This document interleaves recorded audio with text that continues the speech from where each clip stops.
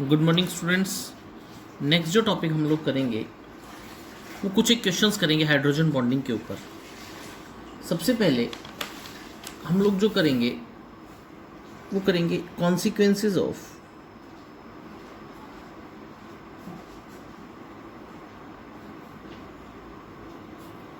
Hydrogen bonding.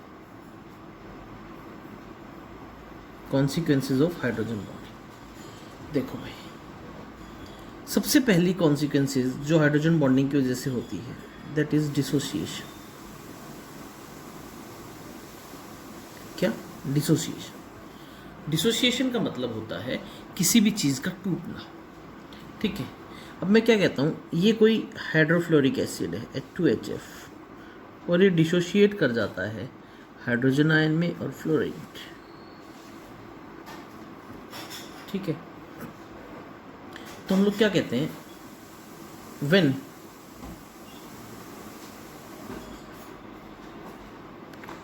Hydrofluoric acid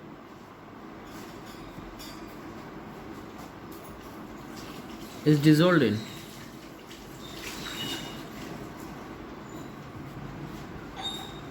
water, it dissociates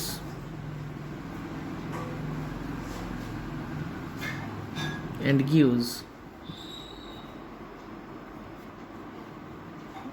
difluoride ion instead of fluoride ion. क्यों? क्योंकि fluoride ion इसलिए नहीं दिया क्योंकि कौन सी बॉन्डिंग है इस H और इस F के बीच में, हाइड्रोजन बॉन्डिंग। बोलो बेटा, बात समझ में आई या नहीं आई? तो डिसोसिएशन कहाँ से हुआ? H के बीच में हुआ। ठीक है, क्योंकि हम लोगों ने हाइड्रोजन बॉन्डिंग पढ़ा है। हाइड्रोजन बॉन्डिंग वो बॉन्डिंग जो हाइड्रोजन और उससे ज़्यादा इलेक्ट्रोनेगेटिव एटम के बीच में हो। ठीक है, नेक्स्ट, ये तो था डिसोसिएशन। Next is association. जिस तरह से डिसोसिएशन में कोई एक टूट करके दो बना रहा था, तीन बना रहा था, एसोसिएशन में डिफरेंट यूनिट्स कंबाइन करके एक बनाएंगी। तो क्या लिखते हैं हम लोग? Due to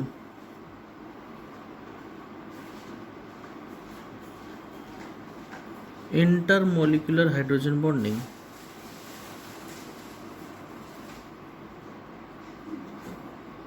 two or more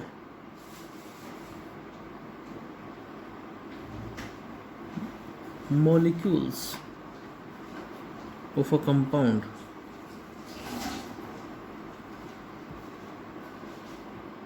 exist as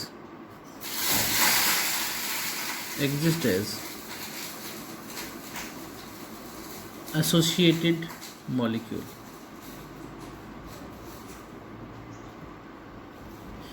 ठीक है, और इस तरह से किन्हीं भी एसोसिएटेड मॉलिक्यूल्स का जुड़ना, दो यूनिट जुड़ती हैं तो उसको बोला जाता है डाइमर, तीन यूनिट जुड़ती है तो ट्राइमर। ठीक है, next,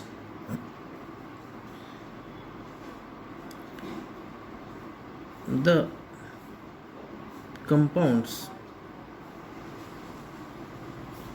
containing hydrogen bonds possess high melting and boiling point। High melting and boiling point. ठीक है, नेक्स्ट बेटा, मैं कहता हूँ अल्कोहल के अंदर वाटर सोल्यूबल है। अल्कोहल के अंदर वाटर सोल्यूबल है। क्यों सोल्यूबल है? क्योंकि अल्कोहल का मॉलिक्यूल वाटर के मॉलिक्यूल के साथ एक बॉन्ड बना लेता है, that bond is called as hydrogen bond. तो इसका मतलब सोल्यूबिलिटी का कॉन्सेप्ट हाइड्रोजन बॉन्डिंग के साथ होगा। तो हम लोग क्या कहते हैं, इस substance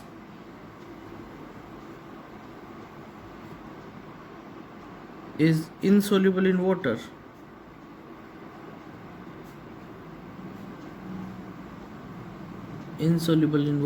if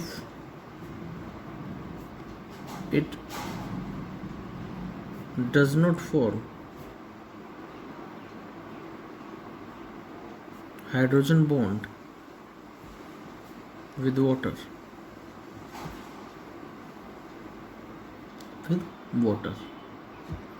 as organic compounds like alkanes, alkenes, ethers do not form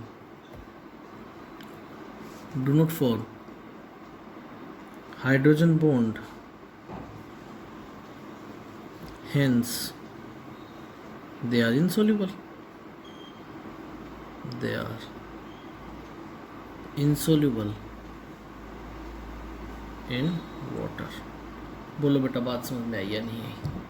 ठीक है, नेक्स्ट.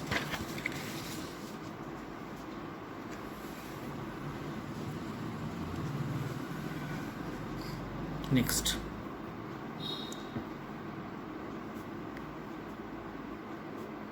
Density of ice. देखो क्या होता है, 0 डिग्री सेल्सियस से और 4 डिग्री सेल्सियस के बीच में डेंसिटी ऑफ वाटर मैक्सिमम होती है. क्यों मैक्सिमम होती है? क्योंकि बेटा वो एक स्ट्रक्चर बना लेता है, केज लाइक स्ट्रक्चर, जैसे जाल होता है वैसा एक स्ट्रक्चर बना लेता है. इसका मतलब उसके बीच में अब कोई जा करके नहीं लग सकता है तो एक रिजिड स्ट्रक्चर होगा. तो हम लोग क्या कहते हैं, density of ice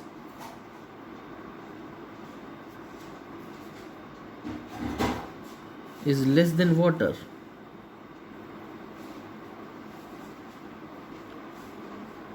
and water contracts between 0 degree Celsius and 4 degree Celsius. ठीक है. When and it forms cage like structure. ठीक है. और टेट्राहेड्रली लिंक हो जाता है. अभी समझाऊंगा मैं कैसे tetrahedrally link, cage like structure. And when ice melts, this cage like structure collapses.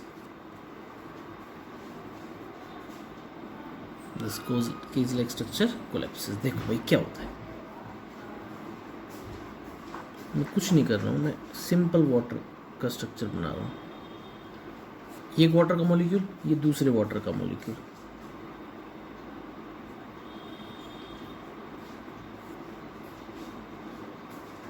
H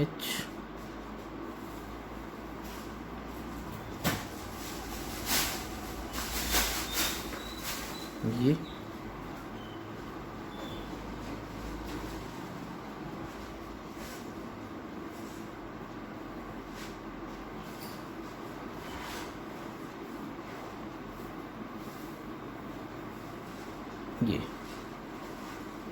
ठीक है.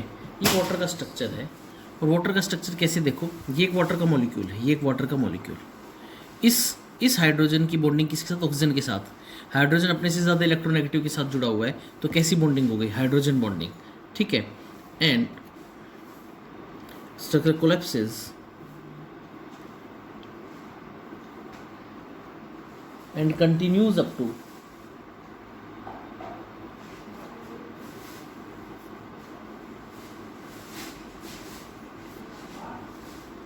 up to 4 degree Celsius. 4 degree Celsius and volume becomes minimum and density becomes maximum. क्यों डेंसिटी मैक्सिमम हो गई, क्योंकि हम लोगों ने पढ़ रखा है density is equal to mass upon volume. ठीक है, वॉल्यूम बिकम्स मिनिमम, वॉल्यूम अगर कम तो डेंसिटी ज़्यादा, ठीक है। नेक्स्ट जो टॉपिक हम लोग पढ़ेंगे अभी, नेक्स्ट क्वेश्चन करते हैं।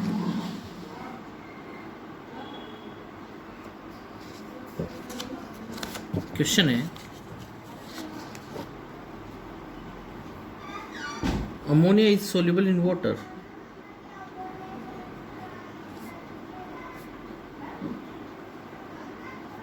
Ammonia is soluble in water, but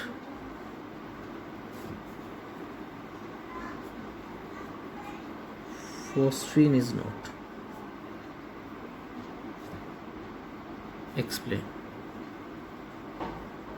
सीधी सी बात है, सोल्यूबिलिटी का कॉन्सेप्ट किससे चलेगा? हाइड्रोजन बॉन्डिंग से। तो हम लोग लिखते हैं, हम लोग अमोनिया सोल्यूबल है तो अमोनिया कौन सा बॉन्ड बना लेता होगा? Hydrogen bond. तो लिखते हैं NH3 is soluble in water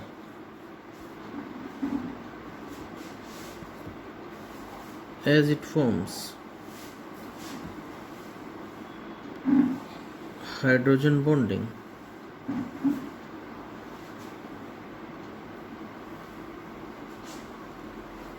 and NH3 is a polar compound,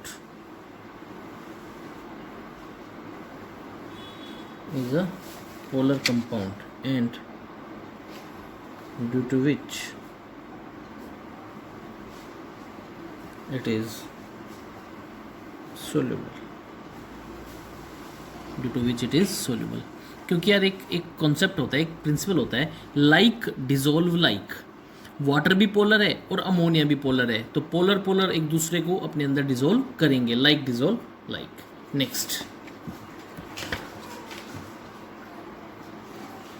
next है,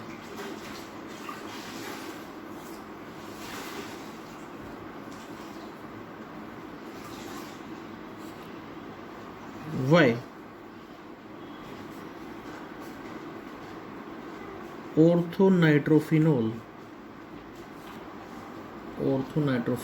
has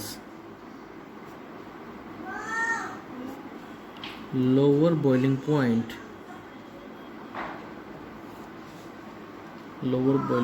than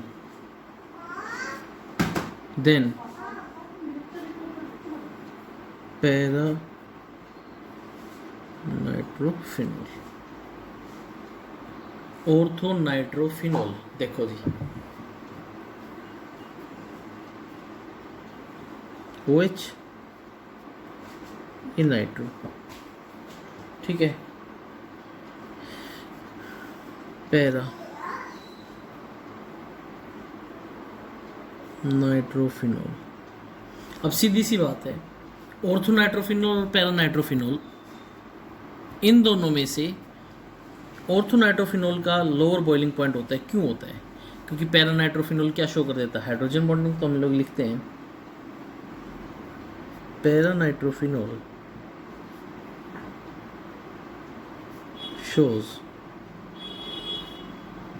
shows intermolecular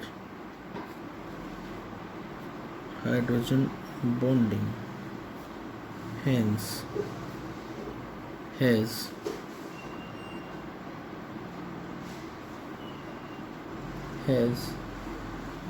higher boiling point।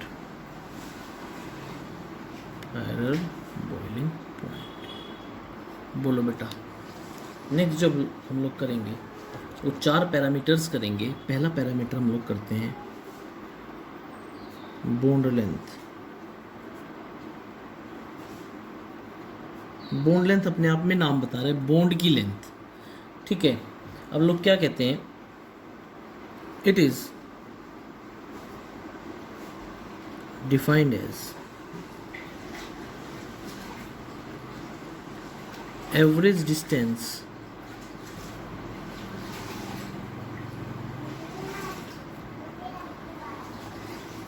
between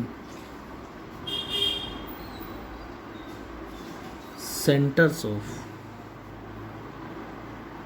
nuclei of two bonded atoms in a molecule.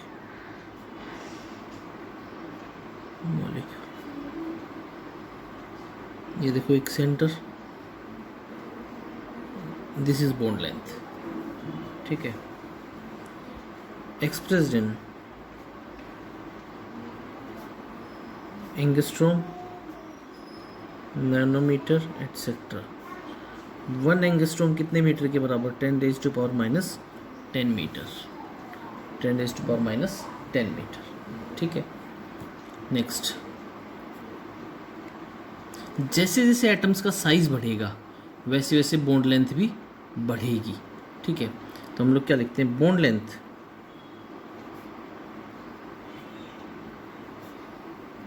Increases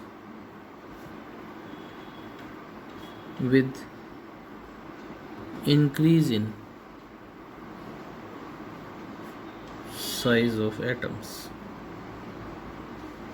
increase in size of atoms, ठीक है। जैसे अगर मैं carbon और hydrogen की bond length देखूं तो होती है 109 पिकोमीटर। एक पिकोमीटर कितने के बराबर होता है? ये भी देख लो, 1 picometre is equal to 10⁻12 metre, 109 picometre होते हैं। लेकिन अगर वहीं पे मैं कार्बन क्लोरीन देखूं तो ये हो जाती है 177 पिकोमीटर। इसका मतलब कार्बन और हाइड्रोजन के बीच में कार्बन सेम, लेकिन हाइड्रोजन का साइज क्लोरीन से बहुत छोटा, क्लोरीन का साइज बहुत बड़ा, तो इसलिए इनकी बॉन्ड लेंथ ज़्यादा, ठीक है। नेक्स्ट बेटा, single bond, double bond, triple bond, इनको कहा जाता है मल्टीप्लिसिटी ऑफ बॉन्ड। क्या बोलते हैं? मल्टीप्लिसिटी। मल्टीपल का मतलब होता है एक से ज़्यादा। तो हम लोग क्या लिखते हैं? बॉन्ड लेंथ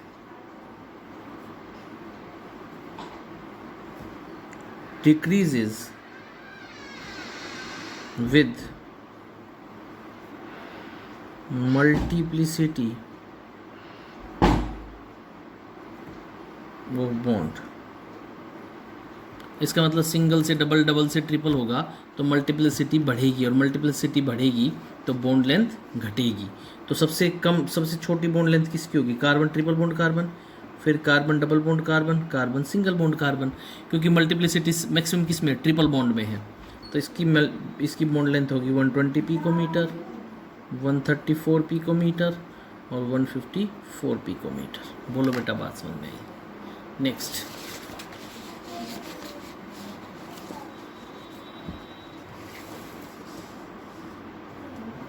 देखो भाई, next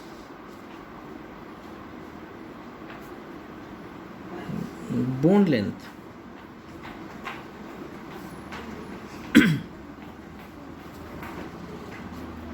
is affected by, bond length is also affected by type of hybridization.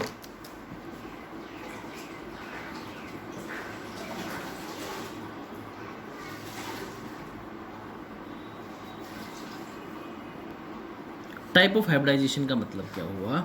जैसे अगर मैं कहता हूँ कार्बन सिंगल बॉन्ड कार्बन, ये sp हाइब्रिडाइज्ड है, ठीक है। फिर है कार्बन और हाइड्रोजन, यहाँ पे ये जो कार्बन है ये sp2 हाइब्रिडाइज्ड है, और एक कार्बन हाइड्रोजन, और अगर ये sp3 हाइब्रिडाइज्ड है। ध्यान से समझना इस बात को। देखो बेटा, s ऑर्बिटल सबसे नज़दीक कौन सा होता है? s। अगर किसी के अंदर s का कंटेंट ज़्यादा, sp में 50% s है, 50% p है। देखो मैं लिख देता हूँ 50% s, इसमें 33% s और इसमें 25% s। जिसमें s करेक्टर जितना ज़्यादा होगा उसकी बॉन्ड लेंथ उतनी कम मिलेगी। क्यों?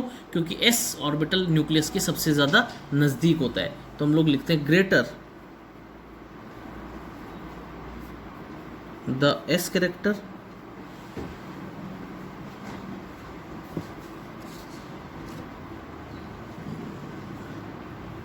it decreases the bond length। और एक और बात, s ऑर्बिटल जो होता है उसका साइज सबसे छोटा होता है, bond length as s orbital is smaller in size, smaller in size। बोलो बेटा बात समझ में आई या नहीं। नेक्स्ट हम लोग जो पढ़ेंगे that is bond energy. Bond energy, bond energy क्या होता है? The energy required to break a bond in molecule, ठीक है। द बॉन्ड एनर्जी, अगर किसी की बॉन्ड एनर्जी ज़्यादा तो इसका मतलब बॉन्ड कैसा है? Strong. The bond energy measures strength of bond, strength of bond. और भाई जो बॉन्ड जितना छोटा होगा इंटरेक्शन उतनी ज़्यादा स्ट्रॉन्ग, जितनी ज़्यादा इंटरेक्शन स्ट्रॉन्ग बॉन्ड एनर्जी उतनी ही ज़्यादा। तो हम लोग लिखते हैं shorter the bond length,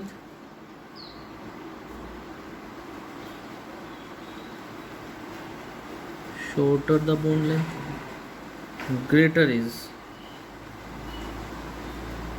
bond strength, greater is bond strength, ठीक है। जैसे अगर मैं बात करूं, और बेटा मल्टीप्लिसिटी जितनी बढ़ेगी ना बॉन्ड की, सिंगल से डबल, डबल से ट्रिपल, बॉन्ड एनर्जी उतनी ज़्यादा होती चली जाएगी। जैसे हाइड्रोजन की बॉन्ड एनर्जी है 436 किलो जूल मोल इनवर्स, और वहीं पे ऑक्सीजन डबल बॉन्ड ऑक्सीजन की है 497 किलो जूल मोल इनवर्स।